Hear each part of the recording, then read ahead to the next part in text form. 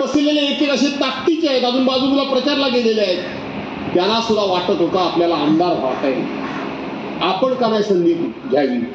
उद्धव साहेबांनी आम्ही निवडून दिलेला आमदार विश्वासघात करून गेला, आता आम्हाला संधी आली.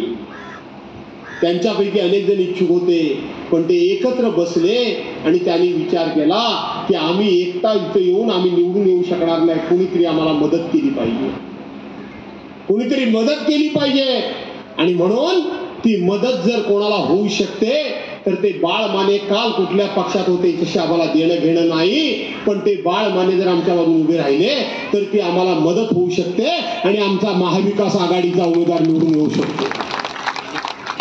माझ्या ह्या शिवसेनेच्या पदाधिकाऱ्यांचं, मी कधी कार्यकर्ते म्हणत नाही, माझ्या सहकाऱ्यांचं मन खूप मोठं आहे, मन खूप मोठं आहे. त्यांचं मन एवढ्या करतात मोठं आहे, त्यांना आशीर्वाद द्या, त्यांना पाठिंबा द्या, त्यांना सहकार्य करा, आणि हे केवळ एका मताचं करा.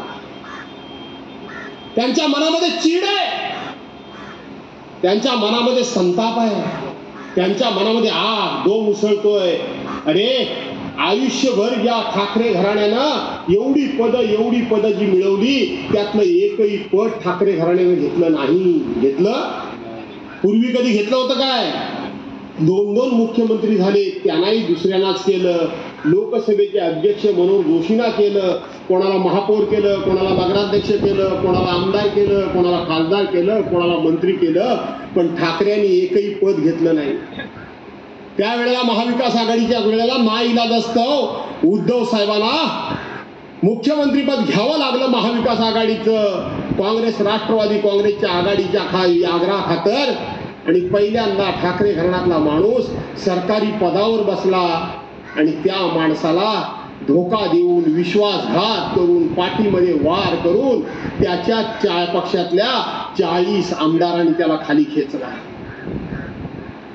अख्खा महाराष्ट्र म्हणत होता एक साधा, सरळ, सोपा, निष्कपट माणूस, त्याला ह्यांनी विश्वासघाताने खाली ओढला. महाराष्ट्र हळला का नाही हळला? तुम्ही हळल. देश विदेशातील प्रत्येक घडामोडींचे लाईव्ह अपडेट मिळवण्यासाठी आता साम टीव्हीच्या सर्व सोशल मीडिया प्लॅटफॉर्मला लाईक, फॉलो आणि सबस्क्राईब करा. तसंच सर्व नोटिफिकेशनसाठी बेल आयकॉन प्रेस करायला विसरू नका.